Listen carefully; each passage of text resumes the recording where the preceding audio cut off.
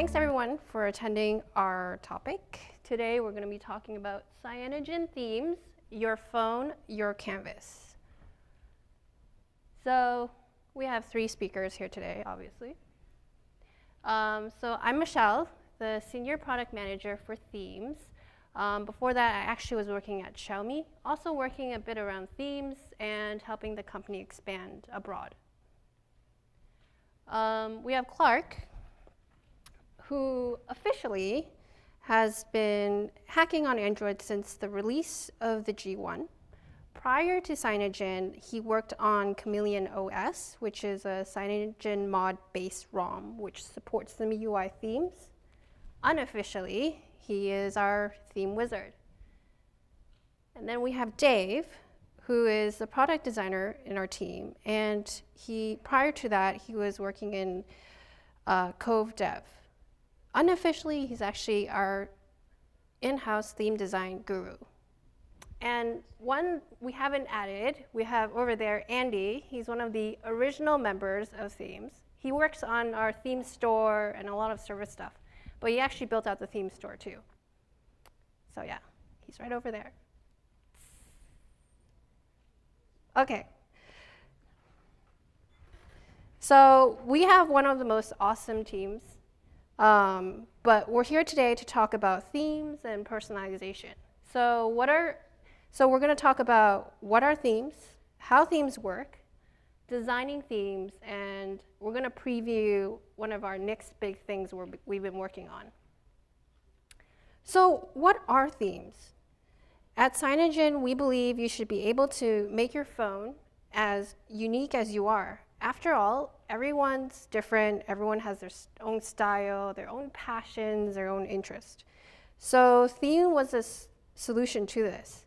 It allows the end user to easily change the look and feel of their device. You have the ability to change out the lock screen, boot animation, icons, fonts, ringtones, pretty much anything, you name it. So we actually take themes quite seriously, and we're glad the media also recognizes it as well. I'm going to talk a little bit more about the theme products. So for the end users, we have Theme Store, Theme Chooser, and App Themer. For developers, we have the Theme Studio. The Theme Store houses Cyanogen themes. It streamlines the discovery process and optimizes search results so that you can easily search just icons, controls, wallpapers, and fonts. All of the content in the store is all created by the community. The theme store offers users a deeper level of customization. So users can select a theme, separate it into components, then swap the components with another theme. So like mix and match, so to speak. This allows the users to create endless combinations of themes that is completely unique to the individual. Then we have App Themer, which takes it even further. So this allows the end user to just customize one app, and the rest of the device remains in its original theme. Lastly, we have the Theme Studio. It's a platform where theme developers can upload their theme to the store, and it allows them to track the downloads and manage their themes. So the products I just talked about, this is like a framework that ties everything in. Let's start off. So it starts off, if you can see here, on the Theme Studio end, where the theme developers upload their theme. Then it gets published onto the theme store, where then it gets selected by the end user, and then it gets applied, and Clark will talk a little bit more specifically in detail about that. So the theme store, actually, we've launched it about a little less than a year ago, and I want to share with you some general statistics. Majority of the themes right now we have are all paid. So about 85% are paid and 15% are free. It's all community driven, and we have about a 5.5% weekly growth rate. So which components do users like to customize?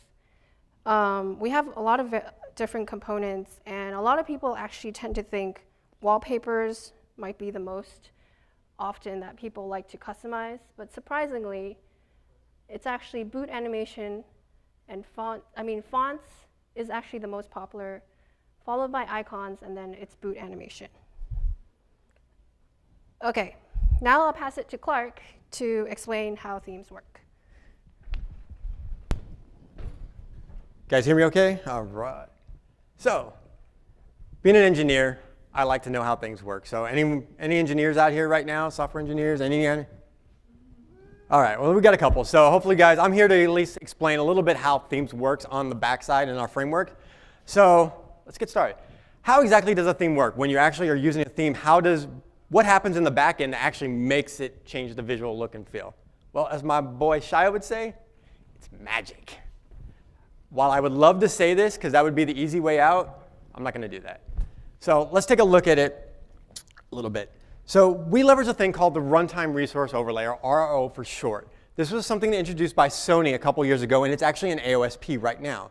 So Andy Mast, actually, I'm going to put him on the spot again. This guy started the foundation before I started here, so he actually started working on the RRO before I ever had a chance. But we leveraged something that's already an AOSP. It made sense, right? We don't want to reinvent the wheel. So we took that and went a little step further to make it work with our theme engine. So what does RRO do? Well, it replaces resources at runtime, hence the name. So it does that by mapping resources from a theme to the application. So whenever we want to get a resource from an application, it'll find the themed version and give that back to us. And so this magic is really happening down at the native layer, where doing this is in the order of microseconds. So we can fetch these themed resources really quick, so we don't see an impact to the user. So to understand what's going on here, we have to have a little background on what resources are. So what are resources in an application? Yeah, so they're not these resources. Sorry, got the wrong side. What they are, resources are just assets the application can access. Besides the code, it's got access to things like what are called drawables. These can be bitmaps. They can be vector drawables, which were introduced in Lollipop. They can be shapes, color drawables. There's a plethora of drawables that are accessible to an application, and themes can also interchange these drawables, so it can be a lot more flexible. If a drawable was a bitmap, we can turn it into a vector drawable. We can turn it into an animated drawable. So it becomes something much more than it originally was. There's layouts. Layouts define the UI for the application. So this tells where the views are in the layout, where buttons are, and stuff like that. There's XML, which is usually just generic XML that's specific to the application. There's no set format for it. It usually can define certain information, maybe states or configs and stuff like that specific to an application. And then some of the meat and potatoes is in an area called values. These are XML which define various types of values like arrays, colors, dimensions that can be used for padding, text size, and stuff like that. The strings, the text that you see on your buttons and in the UI is usually defined in this XML values, as well as styles. Now styles is basically, think of it as a collection of attributes that determine how a theme or how an application looks or a UI element looks. So we've got this thing called a bag that just takes all these attributes, puts them together, and then displays those to the user. So while we have access to all these resources, there's a few that we do not allow to theme, and there's a good reason for that. Layouts we don't allow to theme because applications update all the time.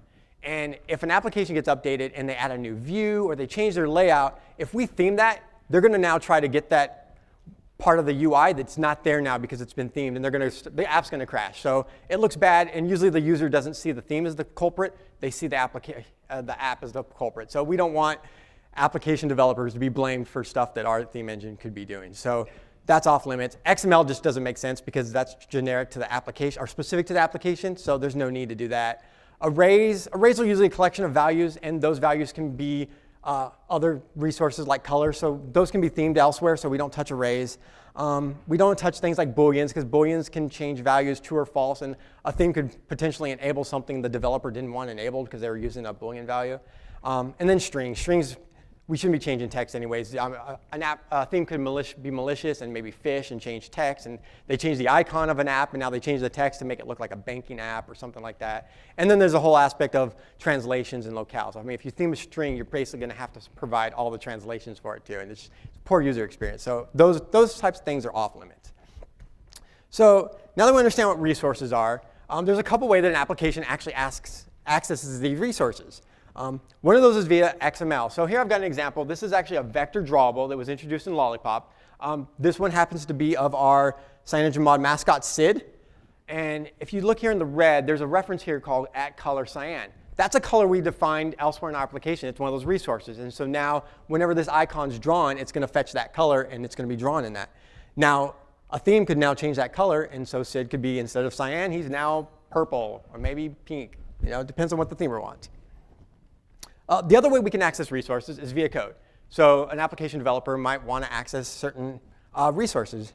So they can do that. One important thing is they need to import this r.java class. So Java has, to let Java know of what classes and stuff you're going to be using in your code, you have to import it. So this is a specific class that gets generated at build time for the developer.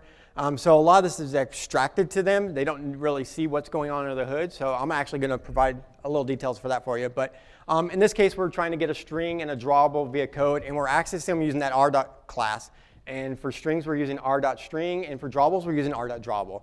So it's an easy way to get those resources both in XML and to the application in code. So now we're going to talk about resource IDs. And we did have a problem here earlier getting access, but Sid is helping us out. So we've got our ID. We can get past this now. So resource IDs. This is the meat and potatoes of how resources are provided to an application at runtime. Now, as I mentioned, these resource IDs are generated at build time from a tool called AAPT, and that's Android Asset Packaging Tool.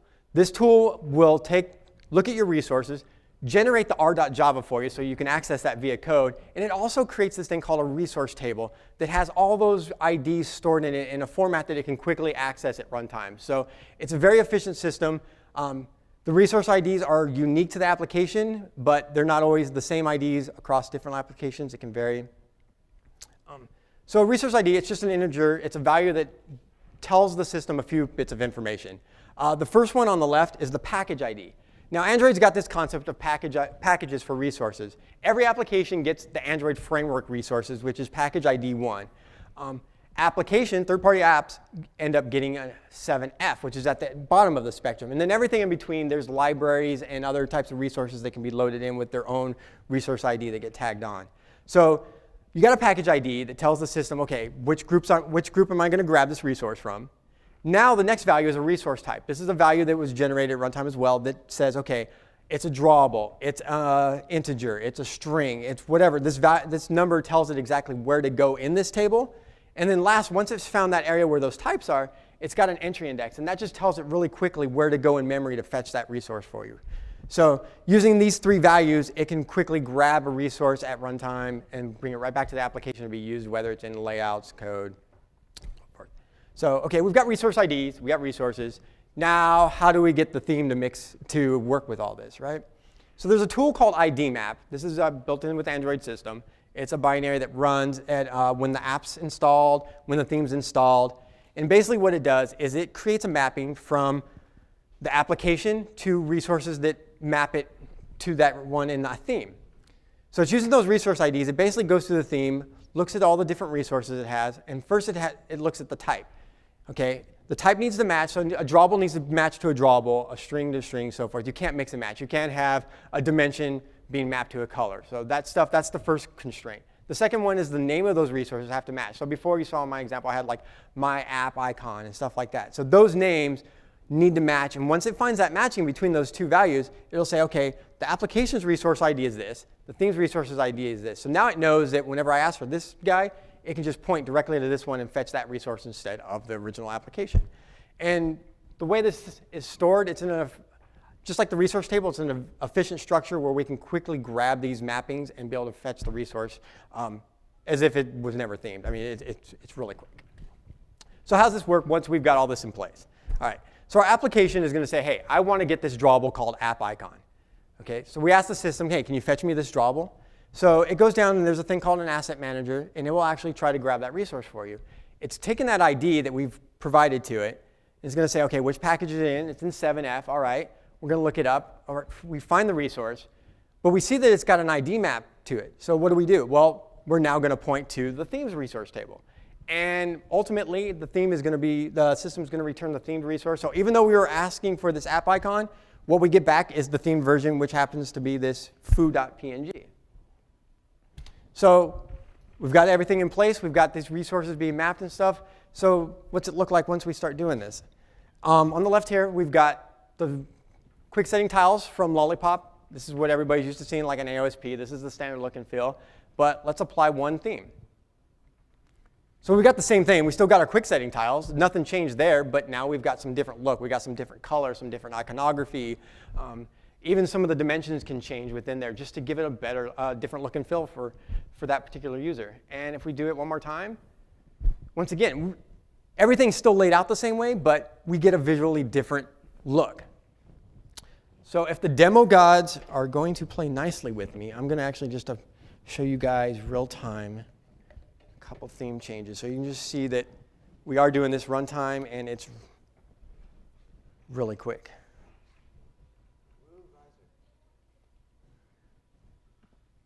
Sorry, see that for the most part. So I'm going to go from our settings application. We can go right to our theme chooser. And like Michelle said, we can mix and match themes. So we don't have to apply a theme wholesale. So right now, here's what my status bar looks like. And the quick settings drawer. So I'm just going to change my system UI. I'm going to go to one of our other themes here called Hexo. And I'm just going to hit apply. And now I've got a different look and feel there. Another cool thing that I love to play with is our app themer. So I'm going to use this instead. So we're in settings. I just want to change settings. I don't want to change anything else. And this is where app themer is really awesome for that. Now that I'm in settings, I can click on this little fab up here, and I get a button. So let's go back to system. So there you see we're right back at the system theme, just like that, runtime. Don't like that. Here's our new Zuck Z1 theme. So again, it's settings, but visually it's slightly different. You can see that we can change a lot of the elements to give you a look and feel.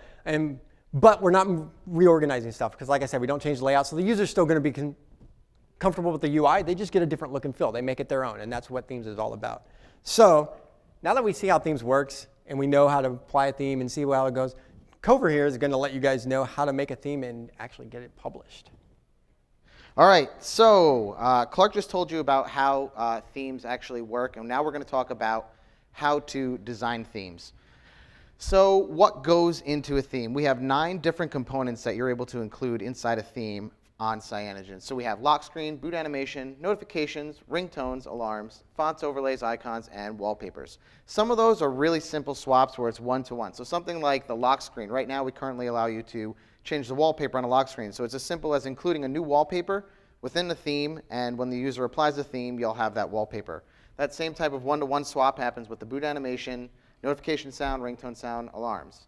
Fonts, it can get a little fun. So you can include a completely different font and have that work throughout the system.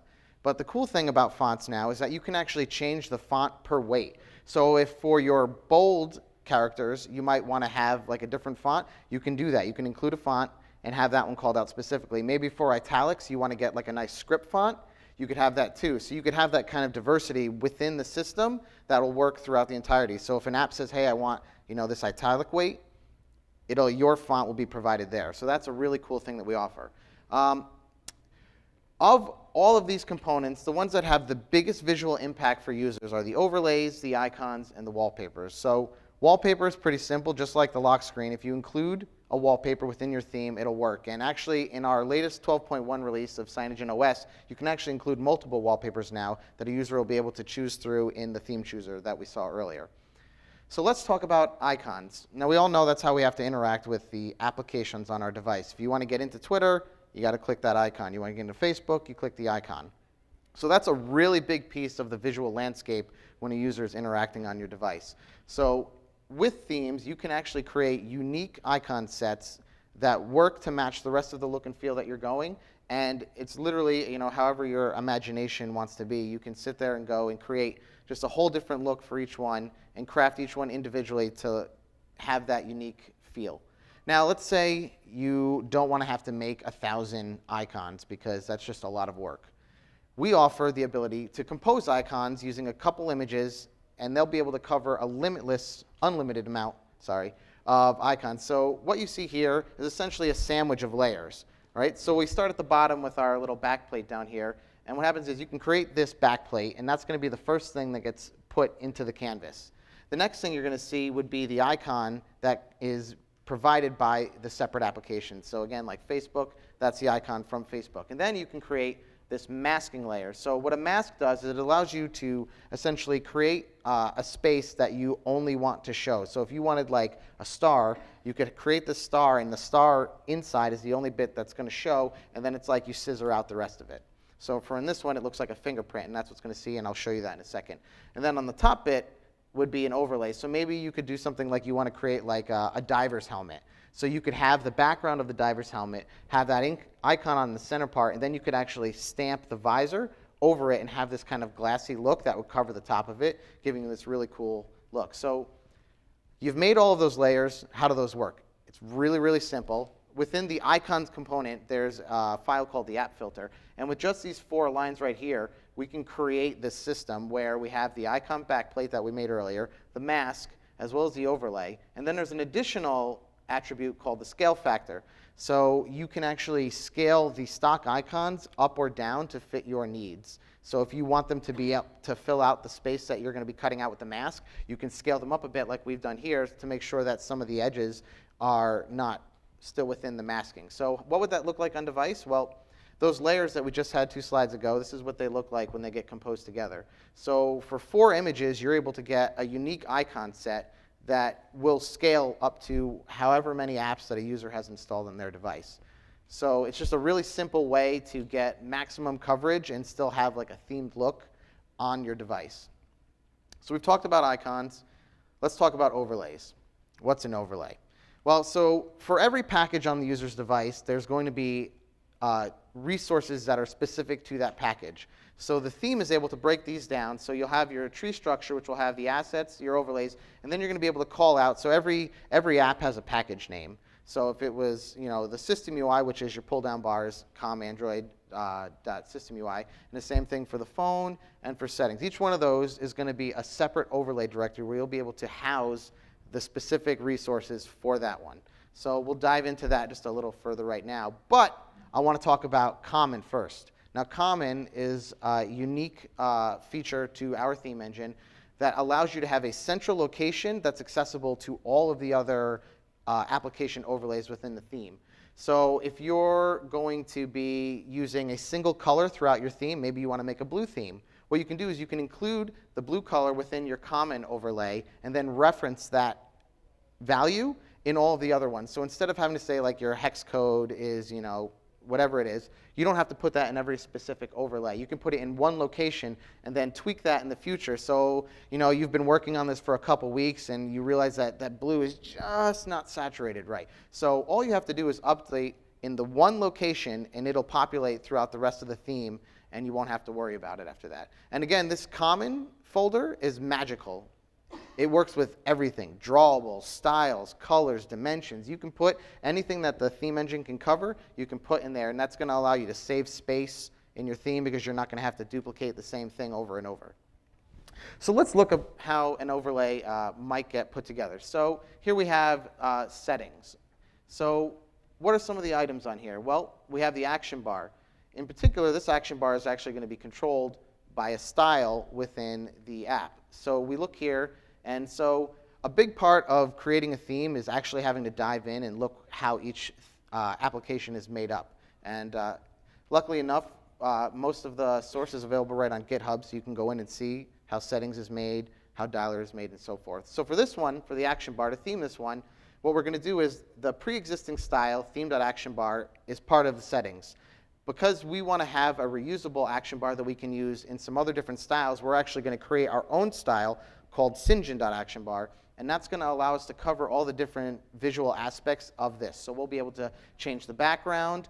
Normally, this is an elevated action bar, but you can set that elevation value to 0 and be able to get that back down on the same plane as the rest of the settings, and so forth. And you'll even see we make use of the common styles over here So that's for the text right up here. We actually have that put into comments. So if I want to go into like the messaging app, I can reference that same style, and I'll know that my title text is going to be the same across every single app that I'm theming. What are some other aspects that we can do? Well, so we have all of these icons right here. So in this case, these are actually vector drawables, and we have those. So each one of these is going to be a file that has all of the point data that makes up the shape. And you'll see that we actually have that comment folder again. So we have a color. So each one of these is going to be using a color, and we just reference that in the comment folder. And again, so if you don't like the way that green looks anymore, you can change it one time, and it's going to work in all of those files. So you don't have to go through 30 different image vector drawables and be like, I didn't like that one. Let me change the hex code again. Nope. Nice and easy and simple with the comment folder. What are some other things? Well, let's look at how this is really composed. So this entire screen is going to be using this style called theme.settingsbase. There's a lot of different things here, so I know it looks a little, but once you start doing a lot, it actually starts to make sense. So there's different effects that you can control, like the color background, right? So I'm pointing that to a common value, theme background, so that way in every app I can make my background color the same because, again, I'm using that common folder. I think you're going to start to see the theme here. Same thing with everything else, like the theme edge. So that's like when you do the overscroll, it does like a little bit of a color. That's something you can also control. It's pretty much every aspect on the screen is tweakable within a theme, and you can really create this custom look that just really just is different. So there's some other stuff too. We've been talking about colors. What about dimensions? So you can do things like the elevation. So normally in the Lollipop theme, all of those categories are actually lifted up as cards, but for this one we've actually set those against the background. So we did that by changing the elevation value. There's other things like padding and margins, and you just tweak each one just a little bit and it allows you to get this different look. So we go from this look back to the stock and then back to what we just did. So you can see it's actually really different. You can see we compressed each of the line items. We've got different colors. All of the spacing is different, and it really gives you just this unique look that you're able to achieve that you can, if you don't like it anymore, you can turn it off, and you don't have to, run any, like a new ROM. You don't have to like reset any settings. It's easy as just switching it off. And so sometimes there's going to be some cross-pollination when it comes to elements that are something you have to theme. So in this instance, majority of what's on the screen is going to be within the settings app. But there are a few things, such as these switches and that search icon, which aren't going to be within the settings app. For something like that, you're going to also have to theme framework, because controls like radio buttons, checkboxes, all originate within the Android framework. So you don't always get to do just one overlay to get the whole entire look. Sometimes you're going to have to go outside the box and say, oh, well, I also have frameworks. So you need to consider how it's going to look in all of the different ones that you are theming. So that was just really like a big, brief overview of what goes into creating a theme. There's a ton of styles and colors and values that are out there for you to tweak, and it's really just about diving in and seeing all those. So here's a couple things to keep in mind should you want to get started and do this. You want to try to reuse your styles and colors via that common folder. Again, this is unique to our theme engine, and it's really useful for making sure that you don't have to do more work in the future when it comes to tweaking things.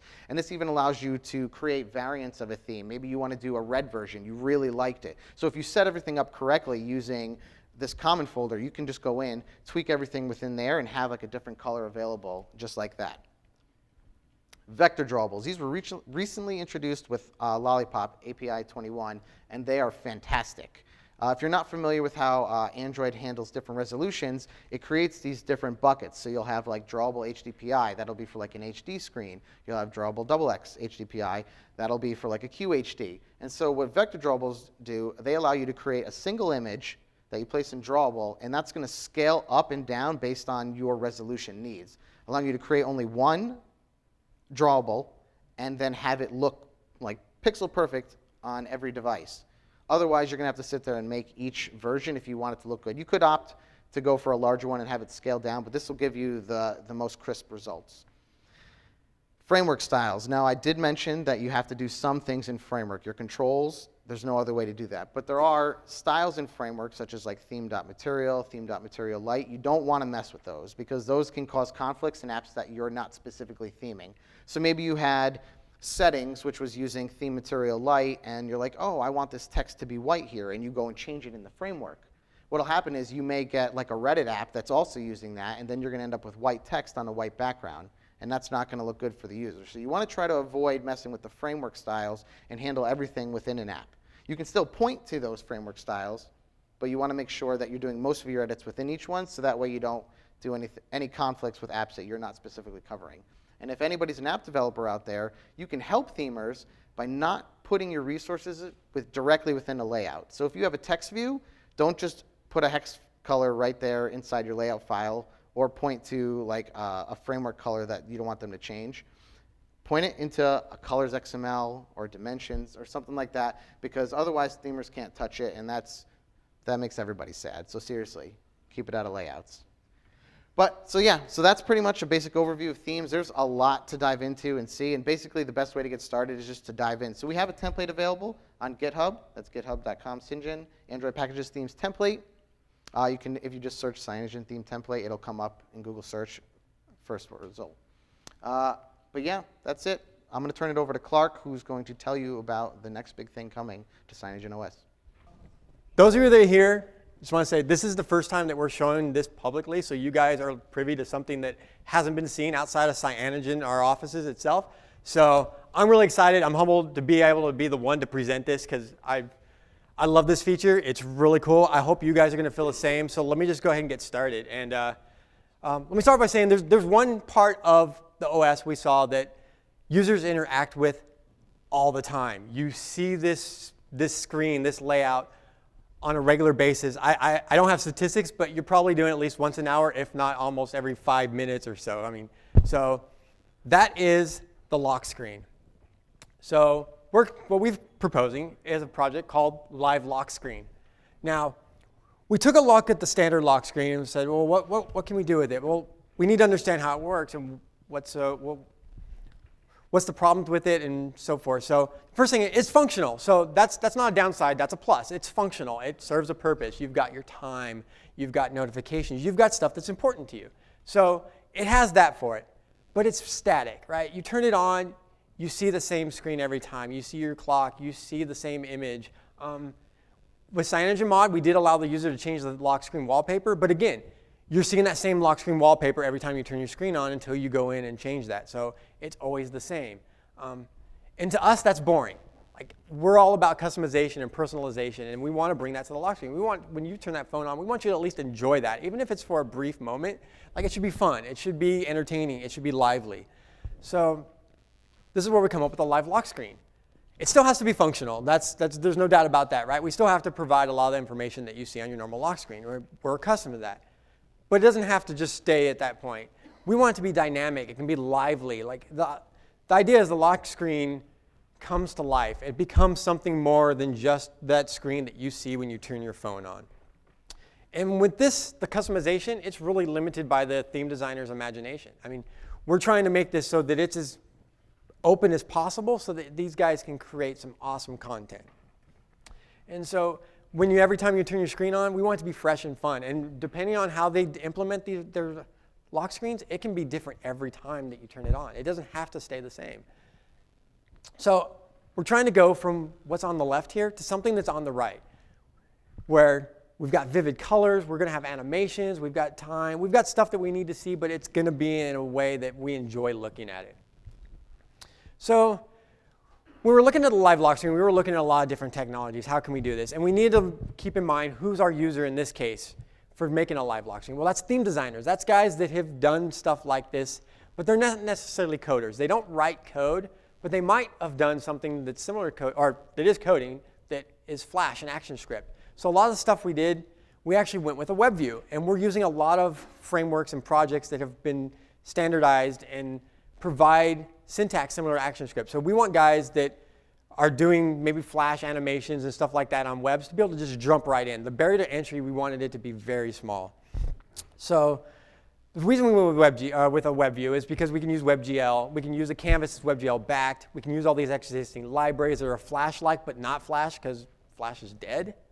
And just in case the hardware doesn't support it, this is also going to use a canvas for a WebGL, or I'm sorry, HTML5 canvas. So it's a normal canvas if the device doesn't support it. But if it does, it's going to be hardware accelerated. And most of our demos, we're doing 60 frames per second. And once I show it, it's pretty awesome that we can do that. One thing is, though, it needs to be sandboxed. It's a lock screen, right? We don't want to open up a security hole where somebody can access your information or they can access the internet, right? So even though it's a web view, there's no internet permissions. We've kept the permissions down to the bare minimum to facilitate what we need to do for a lock screen without compromising the security. So we were able to achieve this because Android, in newer versions of Android, they introduced a JavaScript interface API. This basically allows us to say, hey, we want to allow these methods to have access in JavaScript, but nothing else. So we can actually lock this down and say, give them the APIs that we want them to have, and just that. There was a time in Android where somebody could actually cleverly do some JavaScript and get into any other class in Android that they wanted access to, and that was bad. So that's where the JavaScript interface came into place. So we make use of that. And we use it for things like creating unlock methods. So it's a lock screen. They're going to have to unlock it, but the way they unlock it is still, it's up to the theme designer. So it could be swipe left to right, draw a circle, push a button. Who knows what that is? And so they just, once the user performs that action, they can unlock it. They can also unlock to common apps like MMS, browser, phone, your camera, things that you're used to getting to from your lock screen. In addition to that, we provide some of the basic data to the JavaScript side. We have the time, the date. Now the time and date, they're formatted in the locale for the user, so we return a string that's already in the format that they need. If you have a 24-hour clock, you're going to see a 24-hour clock on your screen, even if it's the live lock screen. And if you're in a different locale, different language, it's going to be formatted in that format.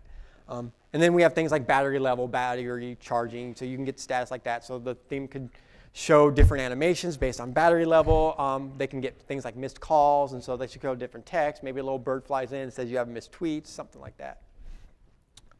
So because it's a dynamic lock screen, we need to have data that's dynamic. It needs to have some way to be able to create this different contact on the fly that changes with time, date, weather. So some of those things, like I said, there's battery and state and level, but there's also, we provide weather. So we can give the JavaScript side, here's the weather formatted in text, gives them the condition, the city they're in, but we also have some constants defined. We're using a Yahoo API right now for the weather. And so there's all these different constants that say what type of weather it is. It's a thunderstorm, it's snowing outside. The theme could potentially use that information and change what they're showing you on the screen. So if it's thunderstorm and lightning, you could have some animation of lightning going on, and maybe you have to swipe the lightning bolt away or something like that. But I mean, it provides a lot more dynamic interface. Time of day. One thing we added in, we actually found this gem. Steve, our CTO, found this in one of his projects he did. There's this thing called the Twilight service. Now, it's unfortunately not open up to application developers, but what this does is it takes the user's geolocation and time of day, and it can tell us when the sunset is, when tomorrow's sunrise is, and stuff like that. So we provided APIs that the lock screen can use this stuff. So if you can know when the sun's going to be setting, so if you want to show a night scene, you will know, hey, it's past sunset, so I can go ahead and show the night scene. If sun is rising, you could show an animation. Maybe the sun's starting to come up on your screen as you turn it on, stuff like that.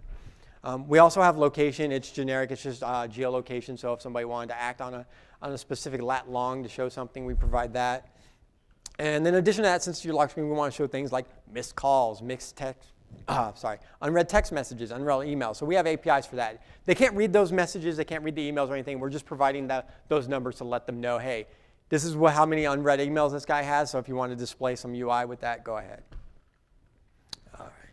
So one of the things we didn't want to do, we didn't want to reinvent the wheel. We wanted to use things that were already out there in the industry that have been proven and they're very popular, robust, and that also fit the criteria. We wanted something that was Flash or ActionScript-esque, so people would be able to use it quickly. So some of the technologies we ended up implementing was we have Pixie.js, which is a graphic framework. It's supposed to be the fastest kid in town, so we went with that one. There's a couple APIs from this GreenSock that provide animation. So we have a tween library and an ease pack that provides smooth animations, and it can also change the rate of the animations to make them nice and smooth and provide a much better visual experience. And then because some lock screens may want to do sounds, we brought in this Buzz library, which also facilitates plain HTML sounds without them having to do the work of adding an HTML5 audio element. So it's all been abstracted and real easy to use. So real quick, I'm going to go over some of these. So Pixie.js, like I said, they say they're the fastest kid in town. And so far from the stuff that we've been doing with these live lock screens, we're getting 60 frames per second. So these things are really fast, and it's being rendered on OpenGL. So there's a lot you can do on the GPU. They provide multi-touch, so all that's available via the JavaScript, so you can do touch events. You'll be able to do single, multi, whatever you want to do. They also have a thing called WebGL filters. These are basically what are known as GPU shaders, so they can change the way the images are being drawn on the screen, maybe make something look pixelated. They have filters for that. They have one that makes it look like newspaper print. So you can apply these right on the fly without just a couple lines of code and make it change.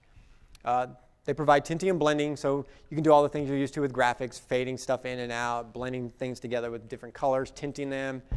There's a sprite sheet support, so I don't know if you guys not everybody's familiar with sprites, but it's common in 2D video games where you can have a whole set of animations that define the different cells for that animation. So maybe a character running across the screen, that's all loaded in one image called a sprite sheet, and Pixie allows you to load that kind of stuff up.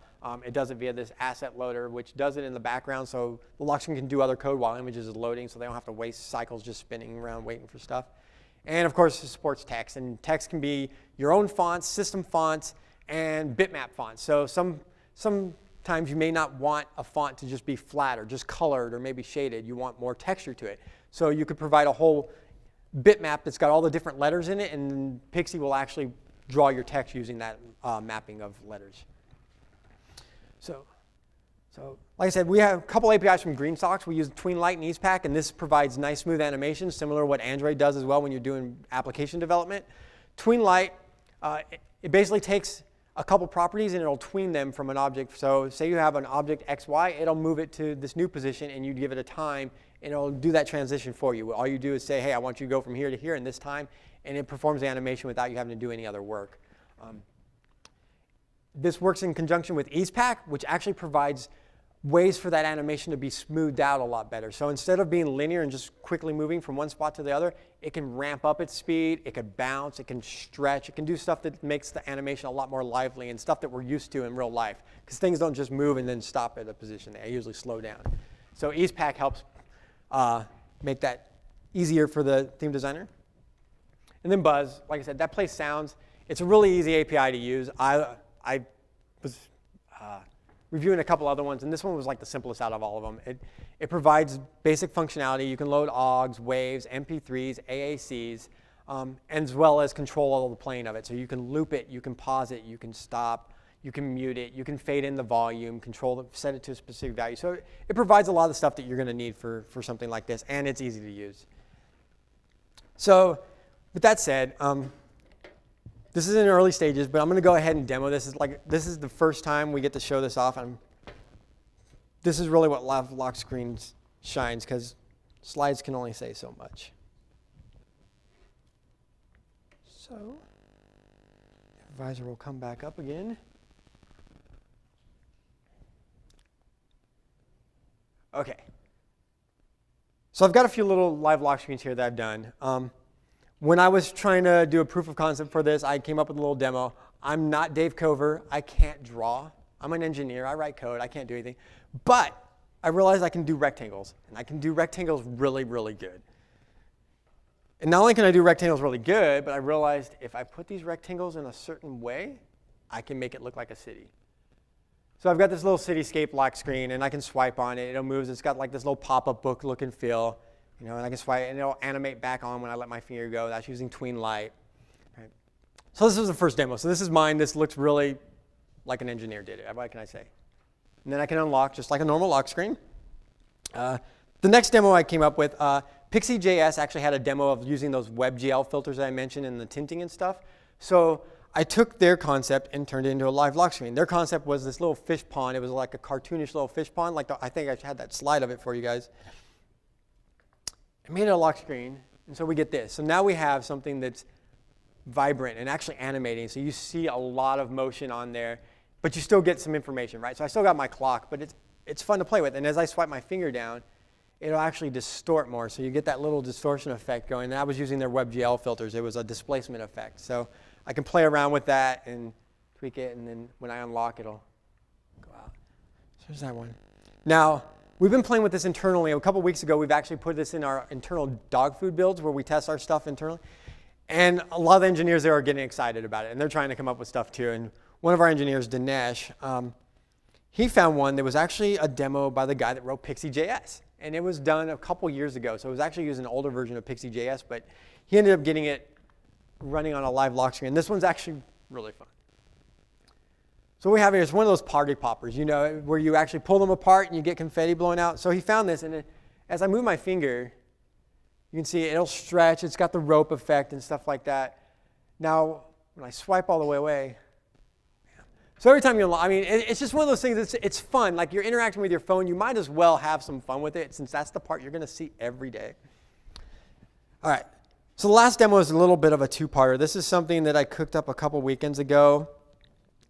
And so this is a social media where we're playing around with maybe providing a way API to get social media images and stuff like that onto your lock screen. So this demo is actually going to use Instagram. So what I'm going to do is I'm going to type in a hashtag, and I'm going to go, I think it's, what's my tags? BABBQ 15. All right, so I'm going to enter BABBQ 15. I'm going to say fetch. Hopefully my internet's working. Now I'm going to switch over to the social media gallery lock screen. And if all goes well, hey, is that you? No, okay. I thought that was Ray. So as we go, it's just fetching a few. It pulls in the most 20 recent hashtags for that particular tag that I entered, and you're able to see those images actually flashing. And you know, I can swipe this up. And let it go. There's that bounce, so that's using those animations again. So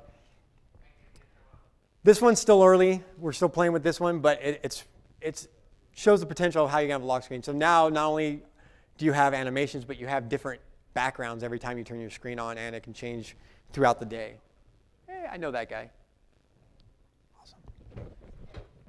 So I do believe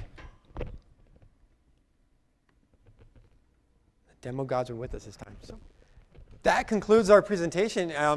We have some time, so if anybody has any questions, feel free to.